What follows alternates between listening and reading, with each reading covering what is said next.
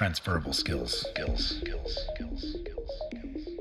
We're trying something new. This is the second episode that we're doing as a recap episode of a few different past ones. The first episode, I did that alone. I thought it might be interesting to actually have somebody do this with me, and who better to do it than somebody who focuses on other people's careers, hiring, on interviewing candidates. I reached out to somebody I have worked with in the past who is a corporate recruiter, and I'm excited to have today Lauren Van Roon on today's show as somebody who speaks to a lot of candidates to unpack some of these skills for you, our audience. Lauren, thanks for being here.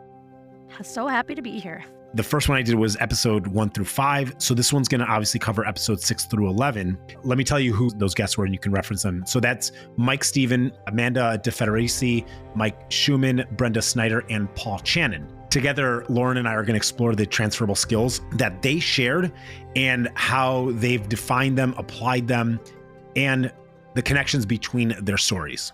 Lauren, you ready to jump in? Ready. Okay, I apologize to the audience. I am battling a cold that I believe has turned into bronchitis for the last 2 weeks. Can't stop coughing. I've got a throat lozenge in my mouth. I've got hot tea, so I apologize if there's a lot of mouth noises. Tis the season, you know? Yeah. All right. We're going to break this down into themes. Theme 1 is defining the transferable skills that were discussed. And we'll break them down by episode. And starting with episode 6, which is Mike Steven. Mike Steven spent a lot of his career in radio, talk radio, and telling stories about other people, human interest pieces, and transitioned into a full-time educator as a teacher, but still maintains a radio show. And the skills that were most prominent that we identified from that episode was storytelling and curiosity. Not too surprising considering the kind of work that he does. Storytelling and curiosity. And Mike highlighted his love for storytelling, both in his radio career and his teaching, emphasizing the importance of curiosity and discovering and amplifying underrepresented stories. He loves telling stories that are not often put in the focus or spotlight. I found out what I call the nooks and crannies of the community. And I thought, man, someone should tell these stories. Like, someone should amplify this stuff. Teaching history, and those who are historians talk about oral history, and I'm a fan of oral history. And I think this is somewhat in that vein, because what I do on my show, it's conversation driven. It's kind of like what you're doing here. And those conversations are now archived forever. And, you know, some people that I've interviewed years ago, they're not around anymore. Yeah. But in a way, they are, right? Their stories are, and what they were about continues to persist. And that's wonderful. I always try to look for the overlap with teaching. And I say that teachers are kind of like the original influencers. Yeah, definitely. Because you don't know when you're teaching, you don't know the destiny of some of these kids. Like, you could be teaching the next president of the United States. It comes down to that. You could be doing that. Or someone who's going to go on to start an organization that helps thousands of people. And in anything I try to do, look for the humanity. I love teaching because, in part, I get to tell the story of people, right? I get to interact with people. I love doing radio because I get to tell the stories of people and interact with people, amazing people. Both in his radio career and his teaching, he emphasized the importance of curiosity in discovering and amplifying underrepresented stories. The strategy that was mentioned and discussed was combining preparation with adaptability. His radio and teaching experience taught him to improvise, specifically in dynamic classroom situations, classroom management, reading the room, understanding different types of students and learners, and how to improvise in that moment to get the best results and to maintain classroom management, but also engagement and to be an effective teacher. So that was the strategy. And then before I throw it over to Lauren, the second component to this is the connection to the other episodes. For me, the classroom is a sacred place. It's sacred. It is special. That's where the relationships happen. That's where the learning happens. And also, I would say, is when I do radio. And as corny as this sounds, I mean, it is a very special, sacred thing I'm privileged to do. And to be on WGN is wonderful because the reach of that signal is massive. And then to be able to do this digitally is special too. So these are very sacred, special things to me. So Mike's understanding of the quote unquote sacred nature of the classroom as he defines it and its potential to influence young minds connects with Paul Chanan, that episode, and Paul's philosophy of fostering growth and resilience within his students and his classroom environment. His classroom is PE, physical education, the gym, and as a sports coach.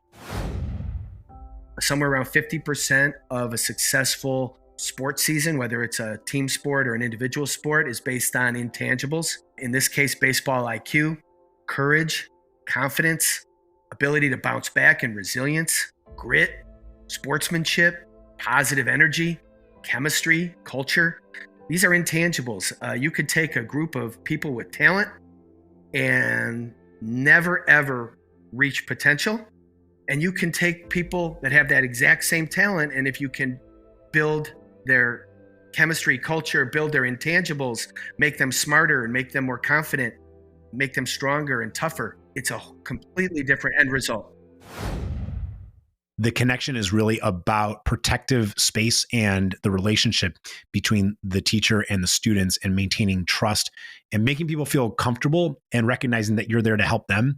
I thought that was just a really strong dynamic way to look at one's role as a leader. In this case, it's in the classroom. So how I was looking at this is how I can take those skills and help people with job hunting or interviewing and see the connection there. In terms of storytelling, you need to be able to tell a story about yourself. We call it an elevator pitch. Every single person that's interviewing needs a 1 to 2 minute elevator pitch about you and your background, what you've been doing, what you're looking for. Especially with these episodes, people moving into new roles and industries and positions. This is your time to brag about yourself and talk about these transferable skills that you have that maybe aren't on your resume. That is exactly what they're looking for, but that you have attained over the years that would make you a good fit for this role. Wow, great point. Yeah, I guess whether you're interviewing for a job or you're in a role and you're connecting with somebody outside or meeting new people at the job that you just landed, and you're always meeting people and you're always trying to tell your story. You're selling yourself to some degree. Okay, why are you in this room, essentially? Mm-hmm. What is your story? Who are you? And so when you're a candidate looking for a role, it's important to be succinct and to the point. Use as few words as possible to get the best and most accurate message across. If you feel like you're rambling, you usually are, is what I like to tell people. And so I've had candidates put sticky notes on their computer and say, be concise and whatever it takes, because if you feel like you're rambling, imagine what it's like on the other side. And it's a very bad habit. People do it when they're nervous. I'm guilty of it. So that's just something I think that when you're telling your story, very important. I'm doing it right now. Yeah, me too. That's okay. No, that's fine. And it's true. If by the time you notice that you're rambling, the other person has noticed it well before you. That's probably that's a good point. If you notice it, it's probably true. Yeah. So that's a good point. And the curiosity, especially when you're interviewing for a role, I guess take that curiosity and apply it to the conversations that you're having, whether it's for a job that you're interviewing for or in any role or in personal settings. Curiosity, I think, goes a long way to establishing a good vibe, a good relationship with the person that you're communicating with. Totally. And I like to tell people as well, like, research a person you're looking on LinkedIn. Do you have anything in common? Get that rapport built as soon as you can. It's easier to have a nice conversation after rapport has been built. And so try to do that early on. And that is inclusive of researching them, researching the company. You'd be surprised how many people don't even look at a website before they talk to you. Yeah. I'd say take the 5 minutes, even if you don't truly understand the product or the offering, it's worth taking a look at it, seeing their mission, values, anything like that. Good advice. Thank you. So episode number 7 was Amanda DiFederici, and the skill that we extracted from that episode was clarity in communication, being concise and very specific, and how to effectively communicate. And Amanda focused on finding the clearest way to explain concepts, a skill that she attributes to honing during her time as a band teacher and later in tech sales. I think this is one of the most important things I've carried through every single job and career I've had is I'm really obsessed with finding the most succinct and clear way to explain something to someone. Just when I was teaching kids in like beginner band, like, how are you going to make that first sound on your instrument? You don't want to screw it up and then get them on the wrong track, and you've got to undo all that work. So I was really laser focused on this, and I still use it today. She's a very good communicator. I noticed that right away. I loved her vocabulary. I loved everything that she was saying. It made me very engaged. So she definitely has that spoken communication down. The strengths from Amanda's episode was connecting seemingly unrelated disciplines by identifying shared principles. The connections to the other episodes that I found was Amanda's consultative approach to sales echoes Brenda's focus on patient advocacy. Both had prioritized understanding individual needs and providing tailored solutions, understanding who you're talking to, what their needs are. And in sales, I think the number one thing that I believe is vital and most important is listening skills. Mm-hmm. And so by listening, you further understand the needs of the person you're hoping to sell to. Yeah, I think something that I've heard from hiring managers about that is people are just waiting to answer and tell their story, and kind of during the interview, they'll say they weren't actively listening. They were just waiting to respond. And that, while can be good, you're assuming what the hiring managers want to hear instead of actively listening, taking it in, and then talking pointedly about that in a succinct manner, ideally. In sales, it's tangential. You're selling yourself and your experience in an interview. So be sure to actively listen and see what they want to talk about. Get an agenda at the beginning of the interview if you can, and be ready to speak to those things. You specified active listening, and that's actually the difference between listening, active listening, or even just hearing. I can hear you talk and I'm just waiting for my turn. Totally. But active listening is that you're actually processing the information, so that way you're responding appropriately and that you're understanding what the person's saying, not just waiting for your turn. Exactly. So that's a great tip too, active listening. All right, episode number 8, Mike Shuman. The skill there is performance under pressure. And we can all relate to that in some way or another. We've all been in a high pressure situation, relatively speaking. For Mike, as a sports broadcaster and later in his theater pursuits, he followed this idea of drama. He did that in college and then a little bit after, but Mike embraced the art of public speaking despite his initial fears.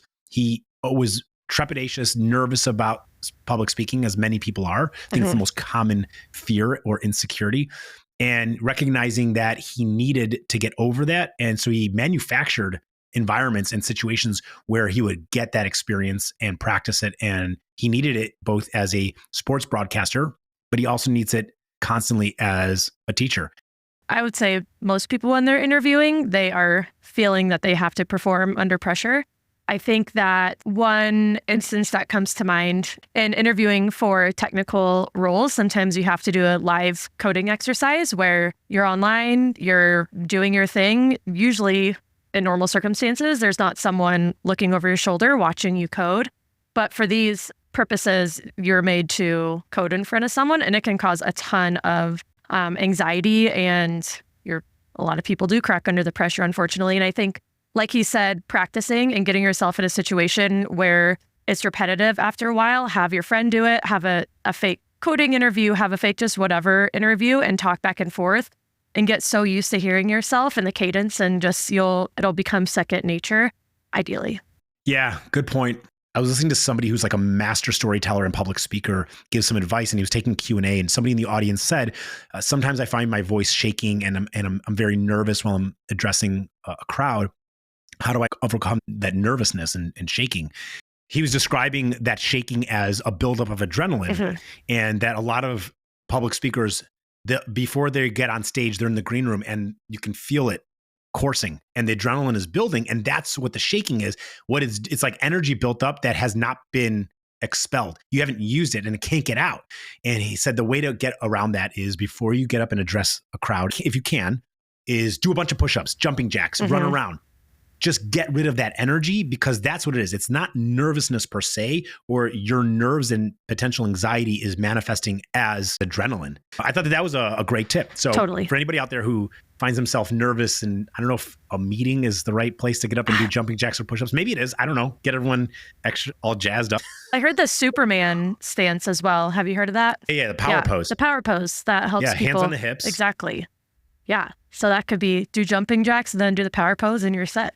I think sometimes when people are trying to switch industries, like a lot of these folks, there's a lot of tools that are expected or ideal or maybe deal breakers. And there's so many free or like low cost resources online that I think would help you add that to your repertoire of tools.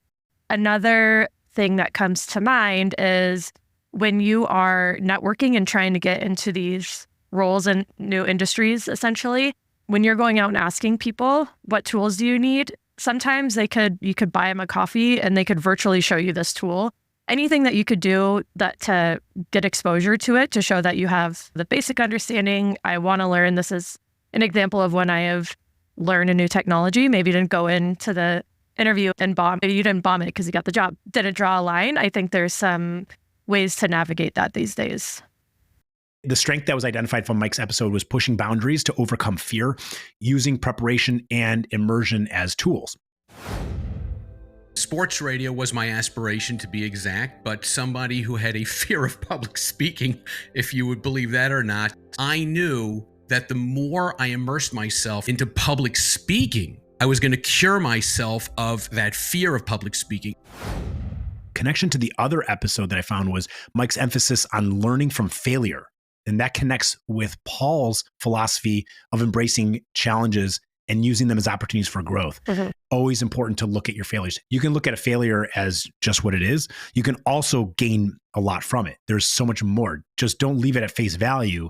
Get something out of it. Get some utility out of that failure. Look at it, analyze it. What could I learn and apply for the future? So that way, the cost of that failure was the cost of an education. I learned from that for the next time. Totally. And when you can, definitely ask for feedback, whether good or bad feedback when you're interviewing. A lot of places, for legality reasons, can't give you the exact feedback, or they choose not to, or whatever it is. I know that's a practice that I've always had, is give as much as I can to help them in the future. The important thing, like they said, see rejection as redirection. There's so many times where people don't get the job and they're like, you know what? I landed my dream job after that and it was great, but I still learned from my prior experiences at interviews that, and can't really read the future, but it's nice to think of it that way. Yeah. See rejection as redirection. I like that. Yeah. Episode 9 with Brenda Snyder. The skill there was how she goes about problem solving through empathy. Brenda's transition from accounting into medicine was driven by her desire to understand and assist patients on a deeper level. It's amazing when you have an opportunity to serve an audience, a client, a customer that is in something or using your service, and you yourself have been there before. Yeah. You've been a past customer. You've been somebody in that industry that you are now serving. It builds a lot of empathy and a lot of understanding about their needs. Okay. One thing I really enjoyed about meeting Brenda and talking to her is that she had two vastly different experiences within the same world, the same environment. There's the finance side, and you're talking directly to the past patients or the families of that are trying to pay the bill. And then as a physician, as a hospitalist, she's now talking to the patients before typically the accounting department has talked to them and understanding their needs. So it's informing and influencing her direction as a doctor. It's not going to change her medicine practice, but it's certainly going to change her approach to the patient and their care. Yeah. The strategy from that episode was combining technical knowledge and emotional intelligence to advocate for patients, as we just discussed. Mm-hmm. Connection to other episode was Brenda's focus on patient advocacy echoes Amanda's consultative approach to sales, highlighting the importance of prioritizing individual needs and building trust. It's so much easier to help someone when you've listened and understand their needs, and also to be empathetic when you're approaching the solutions. Yeah, I definitely not quite on the same level, but building trust during interviews by having that good open communication, I think, is really important, both on the company side as well as the candidate side. One of the principles of interviewing a candidate that is important to me is making sure that there are people involved in the interviewing process that will be working alongside that individual, especially people that are currently doing the same type of work that this candidate is applying to do. The ability for the candidate to ask the questions directly to the people that do that job, and for those people to be empowered to be as transparent, open, and honest as possible with that candidate, so that way they see everything from the good to the dirty and not so flattering. Yeah, definitely. Best practice is not to sell anymore. I think it maybe used to be, or maybe that's from my agency days, is the interviews are going both ways. You should be transparent, and you're not going to do anyone any favors if they're there for a couple weeks and then realize it's not what they wanted or what they were told. And so it's benefit of everyone to meet those stakeholders that they'd work with day to day and be able to ask those tough questions. The last episode in this series is number 11 with Paul Chanan. The skill there was self-awareness and decision-making. Is that two? Self-awareness and decision-making? I guess you need the self-awareness to make the right decisions. But Paul emphasized the importance of understanding one's own strengths and limitations while fostering independence in others. You have to be pretty introspective and you have to be very self-aware. A lot of people fall into a trap of not understanding their strengths and weaknesses. It's really just taking an assessment, almost a T-chart of your strengths and limitations. That's why I'm so transparent. And sometimes I have to say things to people and students or players or sometimes even adults and colleagues that is uncomfortable and awkward. But through that transparency and through that honesty, it forces people to turn the lens to themselves and really look deeply into their strengths and their challenges and how to improve. I thought that was brilliant. Yeah. Recognizing where your strengths are, but also your limitations. Yeah. I think that's really, he clearly has very high EQ and awareness, emotional intelligence. The term he uses is feel. Mm-hmm. He gets a good feel, EQ, feel, IQ, emotional intelligence. So he uses the term feel. And I like that. Feel, be aware and sensitive to why you're feeling this way in this moment. Be aware of your strengths and your limitations. Yeah, I just heard something recently. Just being self-aware of only your negative attributes is just being negative and hurtful against yourself, where you need to be aware of your positives and what you bring to the table as well. And I think that's a good reminder of people that are going into different industries and using those transferable skills that here's what I can bring, here are my limitations, but this is how I'll balance it out. Yeah. For some people, they find it hard talking about themselves in a positive way. Yeah. I don't know why I fall into that bucket myself, that category. Same. It's uncomfortable. It feels like boasting. It feels like, to your point earlier, sales. I don't want to sell myself. I want to be as honest and transparent. And the truth is, being honest is also being honest with the things that are true about yourself, including your strengths. We need to do a better job at representing our strengths and not underselling ourselves. I tell people to brag about themselves all the time. This is your chance. Tell me all the good things about you. Like, it might be unnatural, but brag right now. Yeah, I've said that there's a fine line, but it is seen. There's a fine line between arrogance and confidence. Yes. Confidence is I'm confident in what I know and what my strengths are. Mm-hmm. Arrogance is when you go above and beyond and it's unflattering and nobody wants that either. Yes. Yeah. Walk that line. It's important. Yeah. Be proud of your accomplishments. Be proud of your strengths. Yeah. They don't have to be unique qualities for you to be proud of them. Yes. The fundamentals are supposed to be there. Mm-hmm. The fundamentals are equally as important as the unique skills. Mm-hmm. Strength from Paul's episode was teaching resilience through calculated risk and learning from failures. I thought that was good too. Understanding calculated risks, which is very different from walking in blindly. You calculate the risks, the odds, and then you make a decision based off of that. Mm-hmm. And as stated earlier, one of the other findings was learning from failures. Yep. The connection to other episodes, and I found two of them here. The first connection was Paul's focus on empowerment through problem solving, which aligns with Amanda's approach to guiding students and clients towards solutions, highlighting the importance of fostering self-sufficiency. My father, who spent a lot of his career in sales, talks about the power of leading them towards self-discovery. If they can come to that determination and be able to realize the important information on their own, or to be able to be self-sufficient, teaching them to fish, as proverbially, it's going to be a lot more impactful and sustainable long-term. The second one was his emphasis on EQ, or feel as he called it, connects with Mike Stevens' focus on understanding diverse perspectives and building human connections, demonstrates the value of interpersonal skills across the field. Doesn't matter what your department is, what your title is, what your area of concentration or focus is, the ability to be able to communicate effectively and relate to people in all walks of life.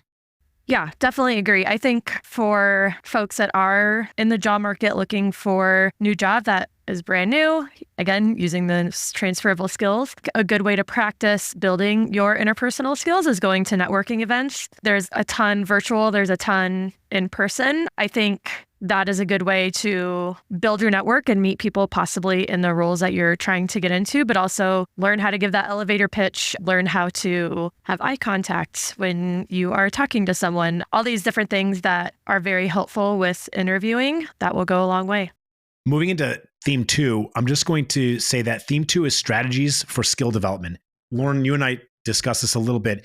It might be better for our audience, as opposed to listening to this, to be able to read it and apply it on their own. So For the details surrounding the strategies for your skill development, check out the website at cacklemedia.com. You can also find the article that I publish about this with the details on LinkedIn at Cackle Media's site. So we always publish this in conjunction with the episode. So that's strategy and skill development. The same for theme 3, which is the common themes that were found throughout and the unique perspectives, all about the commonalities, the unique perspectives that people had. These are wonderful takeaways. For the sake of brevity, we're going to move to theme 4, which is the key takeaways for the listeners. Lauren, do you want to kick it off with number 1? Sure. Identify your core skills. So reflect on what you excel at and how these skills can be applied across different fields. Yeah, we talked about that earlier. Yeah. Self-reflect, be honest, and be proud of your skills, and make sure you identify them, are aware of them, first of all, but then also talk about them. Also, I would say differentiating between a skill and a trait. If you can be a people person, but how are you a people person, and how do you use skills that you've learned over the years to apply to that? Oh, I love that. All right, number 2, embrace change and learning. Many guests pivoted careers, proving that it's never too late to pursue your passion. You might do a calculation on the cost and the ROI. Like, for instance, I was speaking to somebody recently who was thinking about getting into clinical therapy work. And at this point, 2/3 of the way through their career, they should absolutely pursue that if it's fulfilling and worth it. If they're doing it because they want to have a long career and maybe financially, the question is, what is the time commitment, the financial impact, as well as at this stage in one's career, getting into a entry-level role to where you eventually, how long is it going to take to get to what you want to do? Mm-hmm. And is that going to be worth it? If it's something that you're passionate about and you want to do, definitely go do it. Doesn't matter how old you are, doesn't matter where you are in your career, go do it if it's going to be fulfilling. But make sure you understand what your goals are and make a calculated decision. Yeah. Yeah. Even just this week, I talked to a lawyer turned data analyst, and another gal worked with children with autism and then went to school and now is a data analyst. So it's very prevalent. It happens all the time. Can't wait to have them on the show. Yeah. All right. Okay. Balance preparation and action. Overanalysis can be paralyzing. Sometimes you just need to leap. Oh, boy. Easier said than done. It is. I think the advice I had been given a couple times in my, let's call it maybe, actually, I would say 24 years of adulthood. It's just go do it. I think it's 3 times I've gotten that advice from different people. Just go do it. So if you think about it too much and you spend too much time calculating anything, the risks, the cost, the time, blah, blah, blah, perceived satisfaction or anticipation of hopes and dreams, you might be creating the obstacle that's in your own way. Mm-hmm. Sometimes you just got to go do it. It's the concept of the MVP, the minimum viable product. We have to apply that concept to our own lives sometimes. Just go try it. Yep. You don't have to invest the full amount. Get a taste. Love that. Number 4 is practice empathy. Who couldn't use more empathy in this world and in our own lives? It's hard to see empathy as a negative thing. Too much empathy could be paralyzing in its own right, too much emotional investment into something, but it's always important to practice and to build empathy. Build your empathy to better understand the needs of others. Yep. Good in personal and professional life. You want to wrap it up with number 5? Yes. So learn from failure. As Paul emphasized, failure is a stepping stone to success. Like I said before, see rejection as redirection. It's something that keeps coming up in this show is learning from failures, iterating on past attempts and to learn from your past in every which way. Yeah. Obviously, there are things that you wish didn't happen in the past or wished went better or had better outcomes. Okay, you can't change that now, but you certainly can learn from them. Yeah. Yeah. Self-reflection goes a long way in situations like that. I think this was a great format. Good. Definitely an improvement on the first time I did a recap because diversity of perspective, especially you're far more seasoned and skilled and experienced in candidacy and skills within recruiting. Mm-hmm. And so it's a pleasure to have you here. Thank you. You build the credibility of this episode and this show overall. So thank you, Lauren, for being here. My pleasure. If you found this episode interesting, valuable, you have some critical feedback that will be helpful to the listeners and myself, please send it in. skills@cacklemedia.com. Love to hear from you. So Lauren, thanks for being here. I would love to have you back on the show. Yeah. And we'll figure out if this format needs to be adjusted or different, but this has been super fun. Thank you. Yeah. Thank you so much. I want to thank Lauren for being today's guest, and to you, our listeners, for joining us on this episode of Transferable Skills. If you found value in today's episode, please subscribe to the podcast, leave a review, and share it with your friends. Transferable Skills is produced by Cackle Media and music by Cosmonkey. Thank you for listening, and remember, the skills you've gained can take you anywhere. Until next time, keep exploring those transferable skills.